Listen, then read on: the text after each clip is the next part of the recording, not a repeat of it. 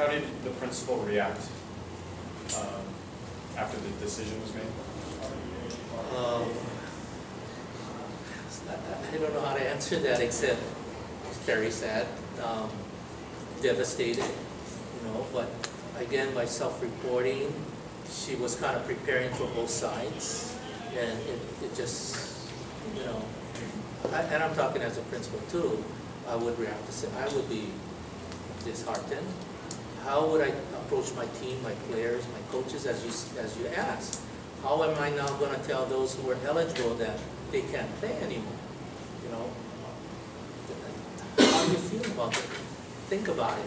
How would you feel as a principal having to face that kind of decision?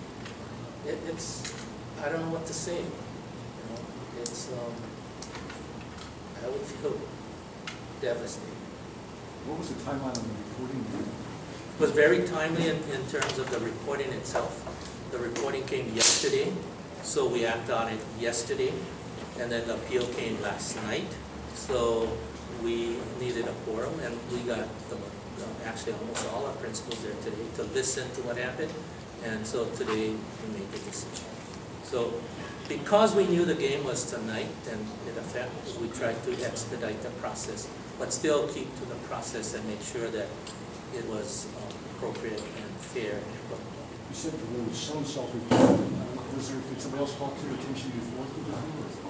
Somebody had reported it, and it was kind of anonymous, and somebody had reported it to the media and to other schools, and Kahuku kind of found out about it through the grapevine and then said, okay, well, because it's something important, let's look into it. So they did report it last night and said, I'm getting this call and from somebody, and we don't know who the person was because it was anonymous, and that somebody said you have an ineligible player.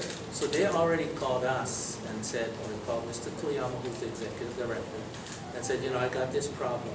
So the direction to the principal was, do your investigation, come up with what you think is the findings, and then let's bring it up. So everything was done as expeditious as it could. Does this sound right to you? Expeditiously.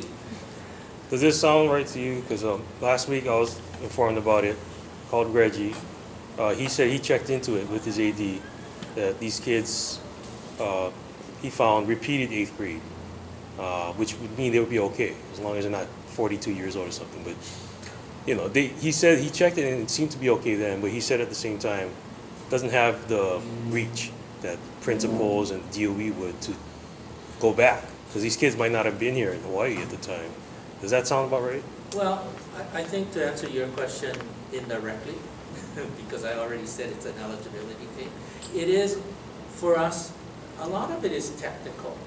And if you are the principal or the registrar or somebody connected with looking at the way students are promoted, earn credits, earn grades, that would be more to that field than it would be to just anybody else.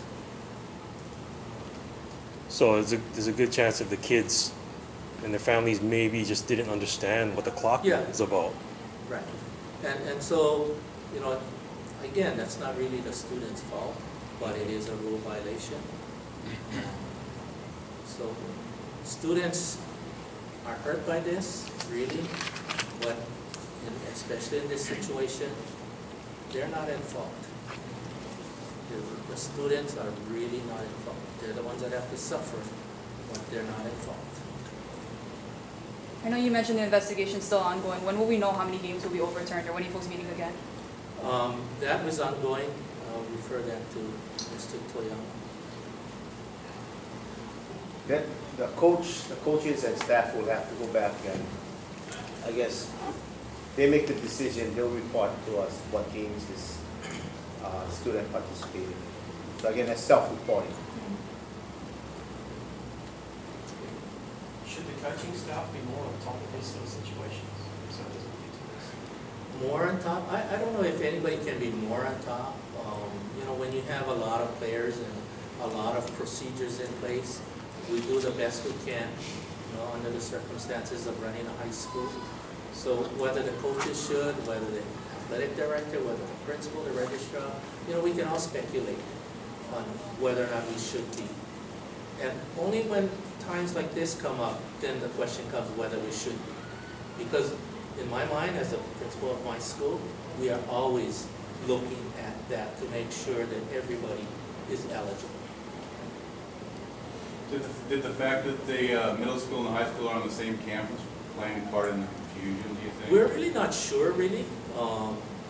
We're asking that question too. In some cases it may, but we're really not sure yet how that affected. It could have, and again, that's a systemic thing.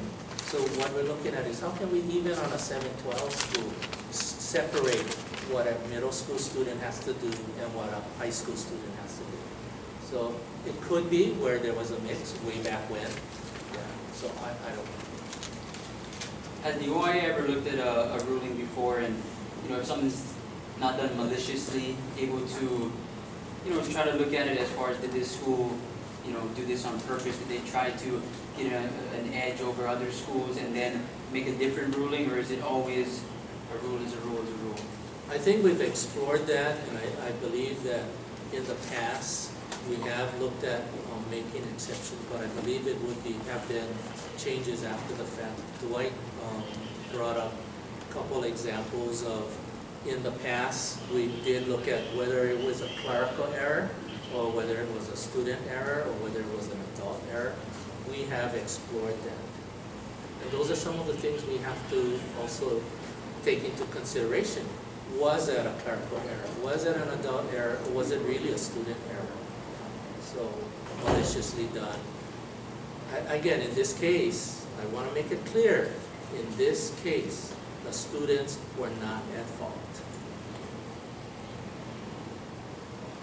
And I know you've probably already done this, but can you go over the exact ruling of this? Okay, the ruling was that Kahuku reported an ineligible player. Hang on just a second, you wait till the now start again. Kahuku self-reported an ineligible player. Brought that to our attention. We looked at it. Our rules look at ineligible players, make a decision on whether or not that player is ineligible or not. If we find that the player is ineligible, then we make a ruling on what the sanction would be. So those would be the steps that we took, or are the steps that we took. And on the trickle down, if games are forfeited, does this affect Division I, Division II? Now, when the restructuring happens, is Kahuku at stake of becoming a Division II school if they have to give up all these losses, or are other schools affected as far as the restructuring of Division I, Division II in next year? That's a good question that I will punt to Mr. Toyama. Again, we would have to find out how many games this was affected. We don't know. Only the coaches and the staff will report that. We have a procedure in place where someone from the lower division may request to opt up. That is a provision, so that's an option that will be open to Kahuku if it affects the standings as far as Division I, Division II. We still have one more year in a cycle, so we'll see that 2 years from now. Thank you. Thank you very much, and thank you for waiting. I do have a written press release. Okay. I just do the